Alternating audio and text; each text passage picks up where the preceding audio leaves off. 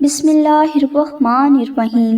السلام علیکم ناظرین، آج ہم آپ کو ربیع الاول کے مہینے میں کیا جانے والا ایسا روحانی عمل بتائیں گے کہ جس کی برکت سے آپ اللہ کی بارگاہ سے ہر وہ جائز حاجت طلب کر سکیں گے جس کا پورا ہونا آپ ناممکن سمجھ بیٹھے ہیں۔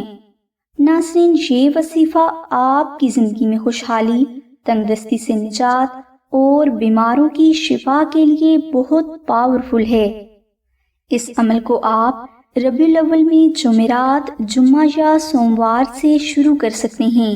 اس وظیفہ کو کرنے کے لیے آپ عشاء کی نماز کے بعد ایک بار سورہ رحمان، ایک تسبیح درود ابراہیمی اور 70 بار دعائے نعت علی کا بہت محبت اور عقیدت کے ساتھ ذکر کریں اور اللہ کے گھر میں بہت دعا کریں۔ یہ عمل آپ نے صرف 3 دن تک کرنا ہے۔